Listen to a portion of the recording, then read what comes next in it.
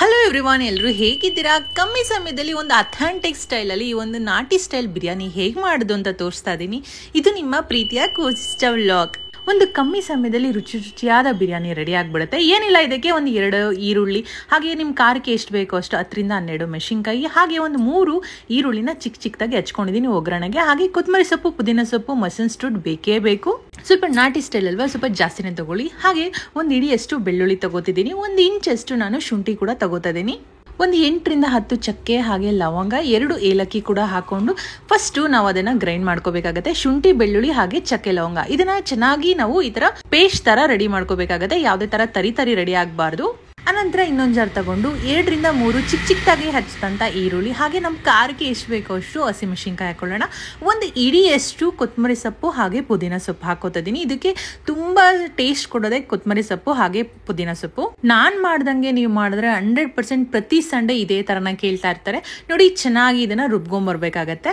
ಈಗ ಒಂದು ಪಾನ್ ಇಟ್ಕೊಳ್ಳೋಣ. ಪಾನ್ ಇಟ್ಕೊಂಡು ನಿಮಗೆ ಎಣ್ಣೆ ಮತ್ತು ತುಪ್ಪ 2 ಮಿಕ್ಸ್ ಮಾಡ್ಕೋತಾ ಇದ್ದೀನಿ. ಬರೀ ತುಪ್ಪದಲ್ಲಿ ಮಾಡಿದ್ರೆ ತುಂಬ ಟೇಸ್ಟ್ ಆಗಿರುತ್ತೆ, ಬಟ್ ಎಣ್ಣೆ ತುಪ್ಪ 2 ಮಿಕ್ಸ್ ಮಾಡ್ತಾ ಇದ್ದೀನಿ. ಈಗ ಒಂದು ಚಕ್ಕೆ, 1-2 ಲವಂಗ, ಒಂದು ಏಲಕ್ಕಿ, ಸ್ವಲ್ಪ ನಾನು ಕಸ್ತೂರಿ ಮೇಥಿ ಆ್ಯಡ್ ಮಾಡ್ತಾ ಇದ್ದೀನಿ. ಹಾಗೆ ಚಿಕ್ಕದಾಗಿ ಕಟ್ ಮಾಡ್ಕೊಂಡಂತಹ ಈರುಳ್ಳಿ ಕೂಡ ಹಾಕೋತಾ ಇದ್ದೀನಿ. ಈಗ ಈರುಳ್ಳಿನ ಜಾಸ್ತಿ ಹಾಕಿದ್ರೆ ಸ್ವಲ್ಪ ಸ್ವೀಟಿಶ್ ಬರುತ್ತೆ, ನೋಡ್ಕೊಂಡು ಹಾಕೊಳ್ಳಿ. ಒಂದು 4ರಿಂದ 5 ಈರುಳ್ಳಿ ಹಾಕೊಂಡ್ರೆ ಸಾಕಾಗುತ್ತೆ. ಈಗ ಗೋಲ್ಡನ್ ಕಲರ್ ಬರೋವರೆಗೂ ನಾವು ಫ್ರೈ ಮಾಡ್ಕೋಬೇಕಾಗತ್ತೆ. ಕೆಲವ್ರು ಏನು ಮಾಡ್ತಾರೆ, ತುಂಬ ಫ್ರೈ ಮಾಡ್ಕೊಳಕ್ಕೆ ಹೋಗ್ತಾರೆ. ಆ ಥರ ಫ್ರೈ ಮಾಡ್ಕೊಂಡ್ರೆ ಸ್ವಲ್ಪ ಕಸರೆ ಬರುತ್ತೆ. ಸೊ ಇಷ್ಟು ಫ್ರೈ ಆದರೆ ಸಾಕು. ಈಗ ತೊಳೆದಿಟ್ಕೊಂಡಂತಹ ನಾನು ಚಿಕನ್ನ ಹಾಕೋತಾ ಇದ್ದೀನಿ. ಅಪ್ರಾಕ್ಸಿಮೇಟ್ಲಿ ಒಂದು 2 kg ಚಿಕನ್ ಮಾಡ್ತಾ ಇದ್ದೀನಿ. ಹಾಗೆ ರುಚಿಗೆ ಎಷ್ಟು ಬೇಕೋ ಅಷ್ಟು ಈಗಲೇ ಉಪ್ಪು ಹಾಕೊಳ್ಳೋದ್ರಿಂದ ಚಿಕನ್ಗೂ ಕೂಡ ತುಂಬ ಚೆನ್ನಾಗಿ ಉಪ್ಪಿಡಿಯುತ್ತೆ, ಹಾಗೆ ಬೇಗ ಕೂಡ ಬೇಯುತ್ತೆ. ಉಪ್ಪು ಹಾಕೊಂಡಾದ್ಮೇಲೆ ಚೆನ್ನಾಗಿ ಮಿಕ್ಸ್ ಮಾಡಿಕೊಂಡು ಒಂದು ಲಿಡ್ ಕ್ಲೋಸ್ ಮಾಡಿ ಒಂದು 2ರಿಂದ 3 ನಿಮಿಷ ನಾವು ಚೆನ್ನಾಗಿ ಬೇಯಿಸ್ಕೋಬೇಕಾಗತ್ತೆ. ನೋಡಿ, ನೀರೆಲ್ಲ ಬಿಡಲಿಕ್ಕೆ ಸ್ಟಾರ್ಟ್ ಆಗುತ್ತೆ. ಈ ಥರ ನೀರಲ್ಲೇ ಚಿಕನ್ ಕುಕ್ ಹಾಕೋದ್ರಿಂದ ಬೇಗ ಕೂಡ ಬೇಯುತ್ತೆ, ಹಾಗೆ ಚಿಕನ್ಗೆ ನೀಟಾಗಿ ಉಪ್ಪೆಲ್ಲ ಇಟ್ಕೊಳ್ಳುತ್ತೆ. ಈಗ ನಾವು ಗ್ರೈಂಡ್ ಮಾಡ್ಕೊಂಡಂತಹ ಶುಂಠಿ, ಬೆಳ್ಳುಳ್ಳಿ ಹಾಗೆ ಚಕ್ಕೆ, ಲವಂಗನ ಈಗ ಹಾಕೊಂಡು ನಾವು ಚೆನ್ನಾಗಿ ಮಿಕ್ಸ್ ಮಾಡ್ಕೋಬೇಕಾಗತ್ತೆ. ಕೆಲವ್ರು ಏನು ಮಾಡ್ತೀರಾ, ಶುಂಠಿ ಬೆಳ್ಳುಳ್ಳಿ ಹಾಕೊಂಡು ಚಕ್ಕೆ ಲವಂಗ ಮಿಕ್ಸ್ ಮಾಡ್ತೀರಲ್ವ, ಈ ಥರ ಟ್ರೈ ಮಾಡಿ. ಡೆಫಿನೆಟಾಗಿ ಸಖತ್ತಾಗಿರುತ್ತೆ. ಚಕ್ಕೆ ಲವಂಗ ಇದ್ರೇ ಈ ಮಸ್ತಾಗಿರೋ ಬಿರಿಯಾನಿ. ಅದು ಹಾಕೊಂಡು ಫ್ರೈ ಮಾಡ್ಕೊಂಡಾದ್ಮೇಲೆ ನಾನು ಈರುಳ್ಳಿ, ಮೆಣಸಿನ್ಕಾಯಿ ಹಾಗೆ ಕೊತ್ತಂಬರಿ ಸೊಪ್ಪು, ಪುದೀನ ಸೊಪ್ಪು ಏನು ಗ್ರೈಂಡ್ ಮಾಡ್ಕೊಂಡಿದ್ನಲ್ವ, ಈಗ ಹಾಕೊಂಡು ಚೆನ್ನಾಗಿ ನಾನು ಮಿಕ್ಸ್ ಮಾಡ್ಕೋತಾ ಇದ್ದೀನಿ. ಸ್ವಲ್ಪ ಇದು ರಾ ಸ್ಮೆಲ್ ಹೋಗೋವರೆಗೂ, ಅಂದರೆ ಹಸಿ ಸ್ಮೆಲ್ ಹೋಗೋವರೆಗೂ ನಾವು ಕುದಿಸ್ಕೋಬೇಕಾಗತ್ತೆ.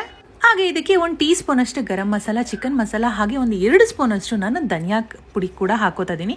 ಡೈರೆಕ್ಟಾಗಿ ರುಬ್ಬಕ್ಕೆ ಕೂಡ ನೀವು ಧನಿಯಾ ಕಾಳನ್ನ ಹಾಕೋಬಹುದು.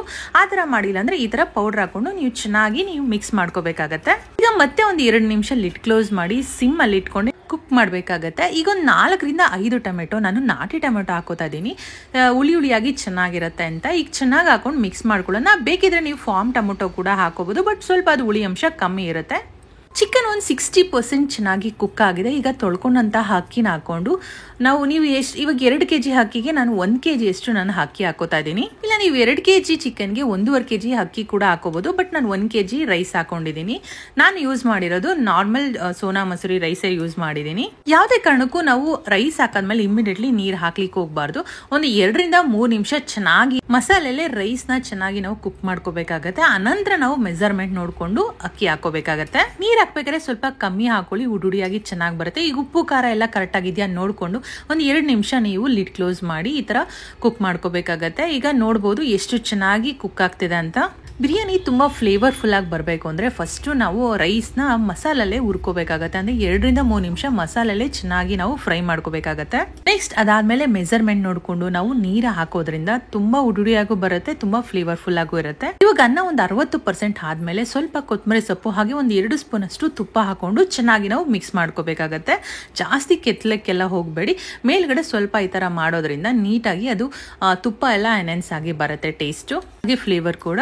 ಕೆಲವ್ರು ಏನು ಮಾಡ್ತೀರಾ, ಲೆಮನ್ ಕೂಡ ಮೇಲ್ಗಡೆ ಸ್ವೀಸ್ ಮಾಡ್ತೀರಾ. ಲೆಮನ್ ನೋಡ್ಕೊಳ್ಳಿ, ನಿಮ್ಗೆ ಅವಶ್ಯಕತೆ ಇತ್ತು ಅಂದರೆ ಒಂದು ಅರ್ಧ ನಿಂಬೆಹಣ್ಣ ನೀಟಾಗಿ ಮೇಲ್ಗಡೆ ಸ್ವೀಸ್ ಮಾಡಿಕೊಂಡು ಈ ಥರ ಮಿಕ್ಸ್ ಮಾಡ್ಕೋಬೇಕಾಗತ್ತೆ. ಈಗ ಆಲ್ಮೋಸ್ಟ್ ಒಂದು 80% ಕುಕ್ ಆಗಿದೆ ರೈಸು. ಈಗ ದಮ್ ಹಾಕ್ಲಿಕ್ಕೆ ಇಟ್ಟಿದ್ದೀನಿ. ನೋಡ್ಬೋದು, ಒಂದು 10ರಿಂದ 15 ನಿಮಿಷ ನೀವು ದಮ್ ಹಾಕ್ಲಿಕ್ಕೆ ಇಡಬೇಕಾಗತ್ತೆ. ಒಂದು ಸಿಮ್ಮಲ್ಲಿಟ್ಟರೆ ಸಾಕಾಗುತ್ತೆ. ನೋಡಿ, ಒಂದು 15 ಮಿನಿಟ್ಸ್ ನಾನು ದಮ್ ಹಾಕಿದೆ. ನೆಕ್ಸ್ಟ್ ಇವಾಗ ಓಪನ್ ಮಾಡ್ತಿದ್ದೀನಿ. ಎಷ್ಟು ಚೆನ್ನಾಗಿ ರೈಸ್ ಆಗಿದೆ ಅಂತ.